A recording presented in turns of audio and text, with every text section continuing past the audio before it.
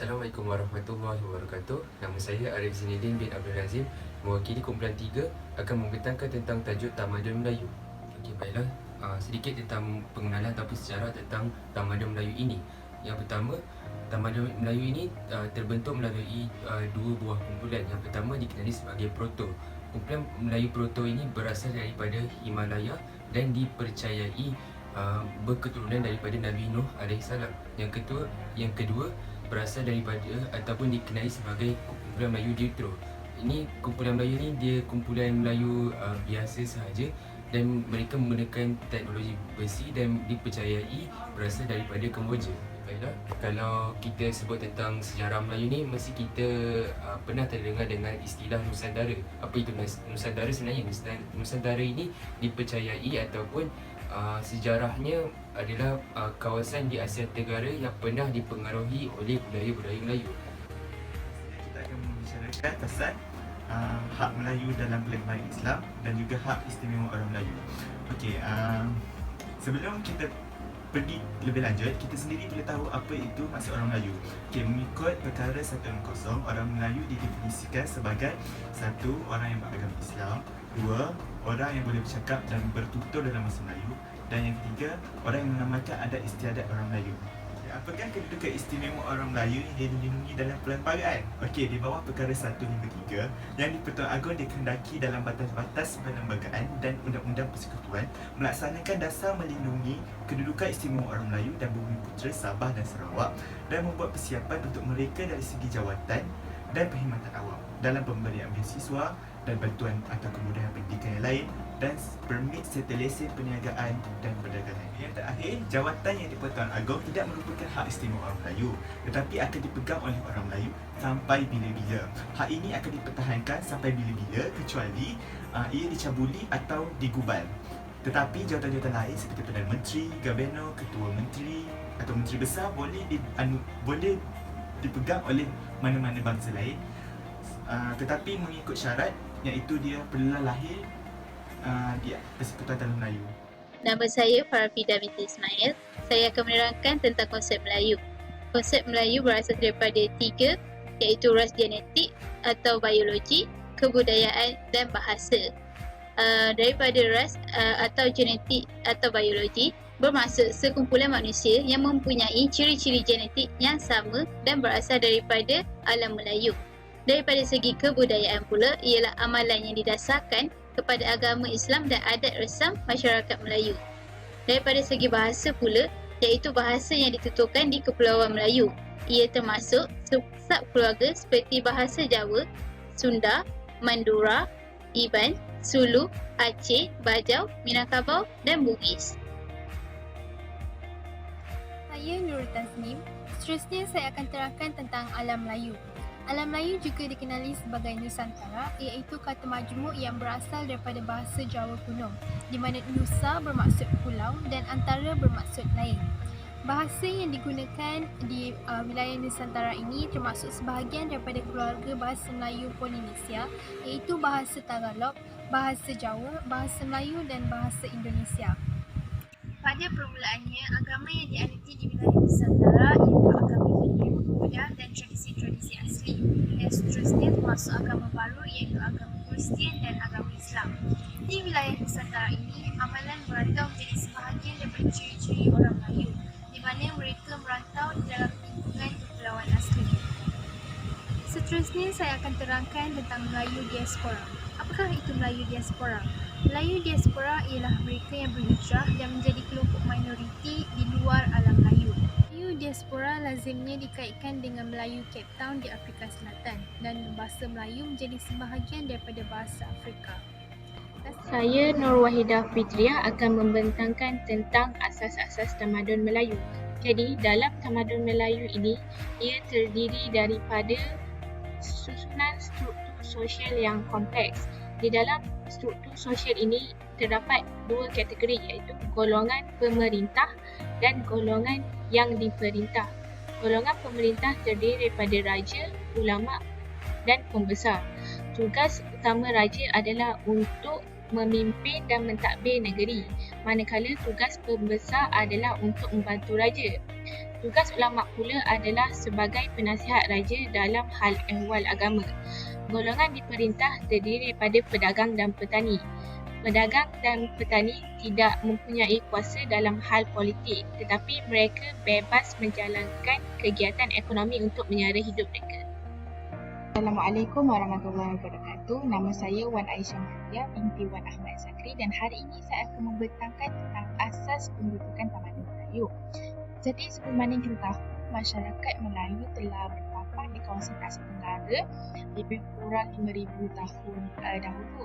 Jadi asas kepada kemunculan tamadun dan susunan masyarakat kompleks dibentuk dengan penguasaan teknologi pertanian. Ia memperlihatkan perubahan teknologi yang berteraskan tempat tinggal tetap sepanjang tahun dan pertanian tetap untuk menghasilkan makanan yang mencukupi sepanjang tahun. Asas yang kedua adalah amalan bermusyawarah. Jadi amalan bermusyawarah yang diamalkan oleh masyarakat Melayu bersesuaian dengan cara kehidupan masyarakat yang menekankan nilai kesaksamaan dan kesamarataan antara ahli-ahlinya. Jadi kita dapat lihat amalan bermusyawarah ini diamalkan dalam kalangan masyarakat desa. Manakala dalam masyarakat bangsawan dan istana, raja atau sultan berkuasa mutlak. Selain daripada nilai-nilai yang dibentuk dalam budaya Melayu itu sendiri, terdapat juga nilai-nilai yang dibentuk hasil daripada interaksi dengan tamadun-tamadun luar. Jadi orang Melayu bersikap terbuka kepada idea-idea baru untuk tujuan memantapkan lagi tamadun Melayu itu sendiri. Hal ini kita dapat lihat pada zaman agama Hindu dan Buddha berpengaruh di alam Melayu. Selain itu, kita juga dapat lihat pada zaman datangnya Islam pada seawal kurun ke-12. Tidak lupa juga pada kedatangan kuasa barat, khususnya British, pada akhir kurun ke-19. Jadi pada contoh-contoh di atas, kita dapat lihat bahawa orang Melayu itu sendiri, mereka berkebolehan untuk menyesuaikan nilai-nilai luar dengan nilai-nilai tempatan. Saya Adik Zuhaira binti Kamarudin. Saya akan meneruskan pembentangan ini dengan kemunculan tamadun Melayu hasil penguasaan laluan perdagangan. Terdapat bukti yang menunjukkan bahawa kerajaan Melayu telah wujud seawal 2,500 tahun yang lalu. Ini dapat dibuktikan dengan penemuan arkeologi yang terdapat di Lembah Bujang Kedah dan Kuala Selasih Perak. Pada ketika itu, terdapat pelabuhan yang mengendalikan perdagangan jarak jauh melalui Selat Melaka. Perdagangan jarak jauh dikuasai oleh sesebuah kerajaan mewujudkan susunan masyarakat kompleks seperti raja sebagai pemimpin antarkota negara, golongan ulama, pembesar, pedagang dan petani. Terdapat beberapa nilai aktiviti perdagangan tamadun Melayu yang dapat kita contohi seperti berinteraksi dengan masyarakat luar, bersifat terbuka, menghormati undang-undang tempatan dan mengambil kira pandangan orang lain. Saya Anis Sofia akan menceritakan tentang pembentukan Empayar Melayu. Tamadun-tamadun awal di Asia Tenggara telah dihasilkan melalui penguasaan dalam teknologi maritim dan aktiviti perdagangan oleh masyarakat Melayu. Contoh-contoh kerajaan yang membentuk Empayar Melayu ialah Kerajaan Sriwijaya, Kerajaan Angkor, Kerajaan Majapahit dan Kerajaan Kemudian. Saya akan menceritakan secara rinci tentang Kerajaan Sriwijaya. Kerajaan Sriwijaya meluaskan empayarnya melalui 3 cara. Pertama, peperangan. Ini dilakukan Kerajaan Sriwijaya membentuk empayar melalui 3 cara. Pertama, peperangan. Kedua, perkahwinan politik. Dan ketiga, menceritakan legenda atau mitos. Dia menceritakan legenda atau mitos untuk menakutkan kerajaan di sekitarnya dan menunjukkan kehebatan Sriwijaya. Kerajaan Sriwijaya sangat bergantung kepada laluan perdagangan. Bagi mengukuhkan penguasaan dalam bidang ekonomi, Kerajaan Sriwijaya telah menawan Kerajaan Jambir di Indonesia dan Kerajaan Kedah hingga ke Linggo di Tanah Melayu.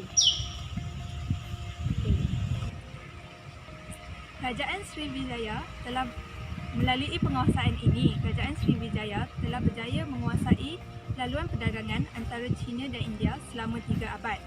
Okey, seterusnya saya akan menceritakan tentang pengaruh Hindu-Buddha dalam Empayar Melayu. Ini dapat dibuktikan melalui candi di Lembah Hujang dan Angkor Wat. Okey, seterusnya, bukti kerajaan Empayar Melayu wujud dapat ditemui dalam sarjana catatan India dan China. Nama saya Nurul Anis binti Zahrin dan hari ini saya akan membentangkan tentang tamadun Melayu selepas kedatangan Islam dari segi politik dalam sistem pemerintahan. Dalam tamadun Melayu, penggunaan gelaran sultan oleh raja-raja Melayu selepas kedatangan Islam. Sultan juga dilantik sebagai ketua negara. Mufti dilantik sebagai penasihat dalam hal ehwal Islam dan juga pentadbiran. Selain itu, wujudnya pegawai dan petugas seperti bilal, penjaga harta wakaf dan juga penyelia Baitul Mal. Dan akhir sekali, selepas kedatangan Islam, dalam sistem pemerintahan tamadun Melayu juga mengamalkan sistem syura, iaitu secara bermesyuarat. Seterusnya, dari segi politik undang-undang juga terbahagi kepada dua, iaitu jenayah dan keluarga. Dari segi jenayah, wujudnya Undang-Undang Melaka dan juga Hukum Kanun Melaka. Di dalam Undang-Undang Melaka adalah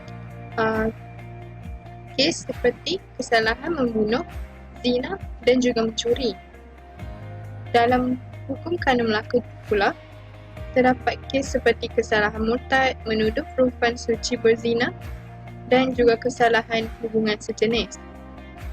Dari segi keluarga, ia merupakan terjemahan terus dari kitab kekeluargaan Islam dan juga menyentuh persoalan penyusunan, wali, ijab kabul, saksi, pembatalan nikah dan syarat-syarat. Assalamualaikum, saya Wan Nura Adina. Saya akan menyambung pembentangan daripada Anis dengan tajuk Tamadun Melayu selepas kedatangan Islam dari segi sosial budaya. Dalam sosial budaya dia ada dua jenis. Yang pertama pendidikan dan cara hidup.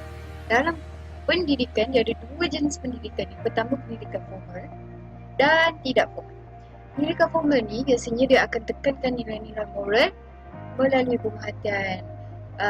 Tidak formal ni juga, pendidikan tak formal ni juga, dia akan menekankan pendidikan tu melalui pantun dan teka-teki. Kalau kanak-kanak mesti pelajari adat pantang larang melalui adat istiadat dengan pergaulan sosial. Untuk pendidikan formal, biasanya dia akan tekankan pendidikan keagamaan. Lepas tu mesti dilaksanakan di masjid, surau, pondok, istana ataupun madrasah. Untuk pendidikan formal ni juga dah tak terhad untuk golongan atasan je, maksudnya golongan bawahan pun boleh berkongsi. Untuk cara hidup mestilah berpaksi kepada tauhid Allah dan kena tolak unsur syirik. Kalau dalam pelatihan sultan atau pentadbiran sultan, wajib lafaz ikrar. Kemudian mesti menekankan cari hidup hablum minallah, hablum minannas dan hablum minal a'dab. Tamadun Melayu selepas kedatangan Islam dari segi ekonomi. Kalau dibincangkan, mereka mengadakan undang-undang Melaka yang bersandarkan kepada mazhab Syafi'i, di mana dalam undang-undang Melaka tu membincangkan beberapa pasal. Contohnya pasal hukum. Dalam waktu yang sama, syarat sah untuk orang berkontrak jual beli pula mesti wajib ada lafaz ijab dan kabul. Kalau tak sah dia punya pembelian jual beli.